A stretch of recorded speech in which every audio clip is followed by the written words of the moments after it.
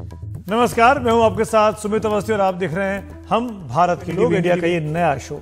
पिछले 2 घंटे 5 मिनट से लगातार आप गृह मंत्री अमित शाह का भाषण सुन रहे थे, जो उन्होंने अविश्वास प्रस्ताव की बहस के दौरान हिस्सा लेते हुए मणिपुर के बारे में कहा। मणिपुर के बारे में उन्होंने करीब आधे घंटे का वक्त दिया, लेकिन ज्यादातर समय गृह मंत्री ने सरकार के अचीवमेंट जो रहे बीते 9 सालों के उसको गिनाया। लेकिन सबसे खास बात यह रही, जो कि आखिर में अभी भी संसद में चल रहा है, गृह मंत्री ने अपील की पूरे हाउस से, लोकसभा से, कि हम सबको मिलकर मणिपुर के दोनों समुदाय यानी मैतेई से और कुकी से हाथ जोड़कर एक करबद्ध अपील करनी चाहिए कि मणिपुर में शांति बहाली हो और दोनों ग्रुप आमने सामने बैठकर एक साथ चर्चा के लिए राजी हों। करीब 3.5 महीने से मणिपुर जल रहा है और ये दोनों ही गुट आपस में बातचीत के लिए तैयार नहीं है। जब भी सरकार ने बातचीत की कोशिश की है तो एक एक करके ग्रुप आए, कभी कुकी आया तो कभी मैतेई आया, कभी एक साथ ये लोग नहीं आए हैं। इसीलिए ये बहुत इंपॉर्टेंट हो जाता है गृह मंत्री का अपील करना, पूरी लोकसभा के माध्यम से अपील करना, और लोकसभा का अगर सामूहिक तौर पर प्रस्ताव पास करती है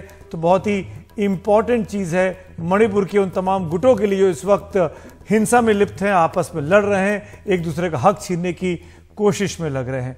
एक और खास बात, गृह मंत्री अमित शाह ने इस दौरान पूरे अच्छे से समझाया कि आखिरकार मुख्यमंत्री एन बीरेन्द्र सिंह का इस्तीफा इस सरकार ने क्यों नहीं लिया, जिनके इस्तीफे की मांग INDIA जो गठबंधन है विपक्ष का, वो लगातार करता आ रहा है। हर INDIA के नेता ने इस भाषण के दौरान, इस चर्चा के दौरान बीरेन्द्र सिंह के इस्तीफे की बात की, सरकार को बर्खास्त करने की बात की। गृह मंत्री ने साफ कहा कि मुख्यमंत्री पूरी तरीके से कोऑपरेट कर रहे थे। जो काम केंद्र सरकार दे रही थी, जो काम केंद्र सरकार पोस्टिंग कर रही थी, वो सब चीजें वहां इंप्लीमेंट हो रही थी। मुख्यमंत्री ने ऐसा कोई काम नहीं किया कि जिनके जरिए उन पर अविश्वास हो और उनको हटाने के बारे में सोचा जाए। तो अब कल सुबह तक के लिए 11 बजे तक के लिए लोकसभा की कार्यवाही स्थगित है। कल का दिन बहुत इंपॉर्टेंट है क्योंकि प्रधानमंत्री नरेंद्र मोदी को इस चर्चा का जवाब देना है। वो सेमी लास्ट आप कह सकते हैं कि आखिर, लेकिन उसके पहले के प्रवक्ता, उसके पहले के नेता होंगे जब वो अपना बयान दे लेंगे, अपनी जवाब दे लेंगे। उसके बाद जिन्होंने अविश्वास प्रस्ताव रखा है, गौरव गोगोई, उनको एक मौका और मिलेगा अपनी बात कहने का। लेकिन आज के दिन की खासियत रही गृह मंत्री अमित शाह का ये 2 घंटे 5 मिनट लंबा भाषण। और आज इस चर्चा की शुरुआत की थी राहुल गांधी ने, इनका जवाब स्मृति ईरानी ने दिया। वो तमाम चीजें आपको सुनवाते हैं, लेकिन पहले गृह मंत्री अमित शाह ने क्या कुछ कहा अपने इस भाषण के दौरान, उसकी कुछ झलकियां आपको जरूर दिखा देते हैं। सबसे पहले देखते हैं अमित शाह ने क्या कहा। परंतु मैं विपक्ष की इस बात से सहमत हूं कि वहां पर हिंसा का तांडव हुआ है और इस हिंसा के तांडव से कोई सहमत नहीं हो सकता मान्यवर, हम भी सहमत नहीं हैं। उनसे ज्यादा दुख हमें है मान्यवर, परंतु ये परिस्थिति जन्य है। मैं बताना चाहता हूं, इसी घटनाओं का कोई समर्थन नहीं कर सकता। समाज के नाते हमें शर्म आई, इस प्रकार की घटनाएं वहां हुई है, इससे कोई इनकार नहीं। परंतु ये जो घटना हुई है वो शर्मनाक है। उस घटना पर राजनीति करना इससे भी ज्यादा शर्मनाक है। इस सदन में एक ऐसे नेता है जिनको आज तक 13 बार राजनीति में लॉन्च किया गया है और 13 ही बार फेल गए। उनका एक लॉन्चिंग मैंने देखा है, उनका एक लॉन्चिंग यहां सदन में हुआ था। एक गरीब मां कलावती या ऐसा कुछ नाम, कलावती, बुंदेलखंड की बहन कलावती, उसके घर वो नेता भोजन करने गए और यहीं पीछे बैठकर गरीबी का बड़ा दारुण वर्णन, द्रवित हो जाए ऐसा वर्णन कर दिया।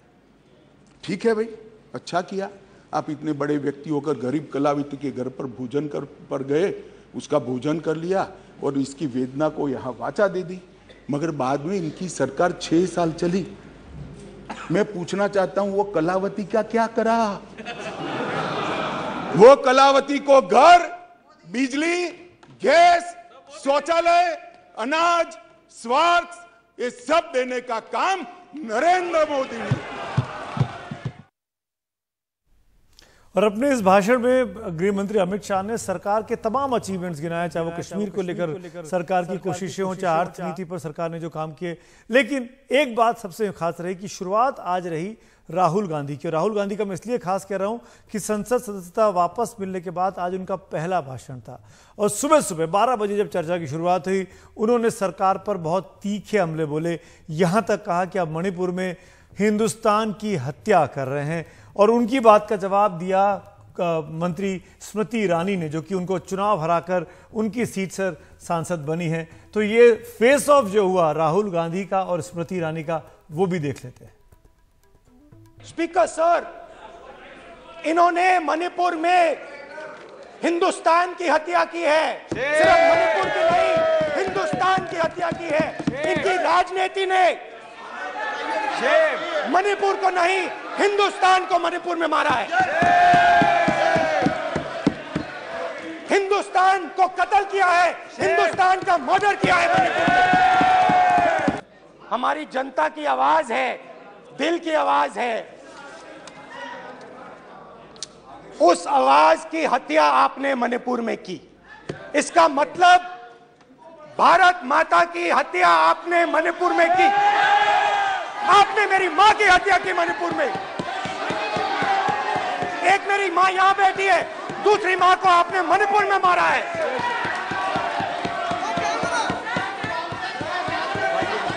और हर रोज जब तक आप हिंसा को बंद नहीं करोगे, तब तक आप मेरी मां की हत्या कर रहे हो।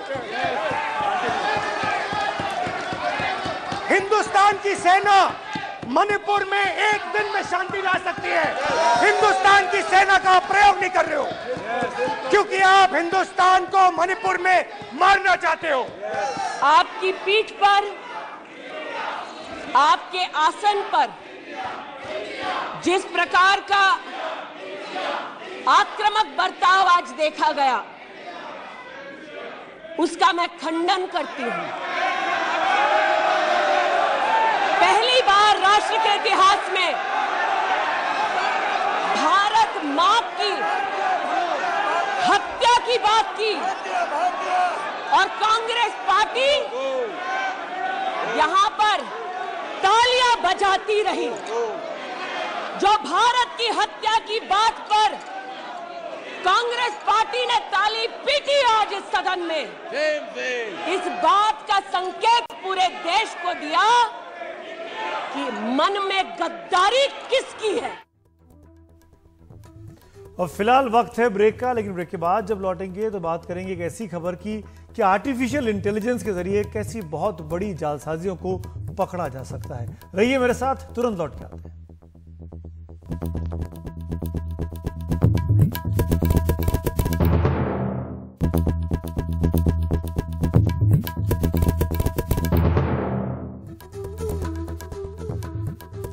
आप देख रहे हैं हम भारत के लोग, और अब बात करेंगे आर्टिफिशियल इंटेलिजेंस की। एआई के जरिए भारत सरकार ने एक बहुत बड़ी कामयाबी हासिल की है, और ये कामयाबी क्या, आप आपको बता देते हैं। प्रधानमंत्री की जो स्वास्थ्य योजना चल रही है, उसमें कैसे एआई के जरिए संदिग्ध फर्जीवाड़े को सरकार ने पकड़ा है। धोखाधड़ी से निपटने के लिए टेक्नोलॉजी पार्टनर पर एआई के साथ सरकार काम कर रही है। आयुष्मान भारत की एक योजना है PMJAY, योजना में बहुत बड़ी धोखाधड़ी सामने आई है। पीएम जन आरोग्य योजना दुनिया का सबसे बड़ा सरकारी स्वास्थ्य सेवा कार्यक्रम है। 9,85,00,000 लाभार्थी सिर्फ 3 मोबाइल नंबरों पर रजिस्टर्ड थे। ये CAG की रिपोर्ट में सामने आए आंकड़े, CAG के आंकड़े हैं। करीब 7.5 लाख लाभार्थी जो हैं वो एक ही नंबर यानी 9999 का नंबर जो होता है 10 बार, उस पर रजिस्टर्ड थे। 1.3 लाख लाभार्थी 8888 के नंबर पर रजिस्टर्ड थे। ये तमाम चीजें एआई ने पकड़ी हैं। एक और करीब 96,046 लाभार्थी ऐसे थे जो 900000000 इस नंबर पर रजिस्टर्ड थे और इस योजना का फायदा उठा रहे थे। धांधली देखी गई। 4,761 लाभार्थी 7 आधार नंबरों पर रजिस्टर्ड थे। ये भी इस रिपोर्ट में CAG कहती है। 6 राज्यों में अयोग्य घरों को लाभ मिल रहा है। तो आज हम भारत के लोग में मेरे साथ इतने, लेकिन आप जरूर देखिएगा कल शाम 7 बजे आपके लिए खबरें भी होंगी और वो आंकड़े भी होंगे जिसमें आपको दिलचस्पी है। जरूर देखिए NDTV इंडिया पर।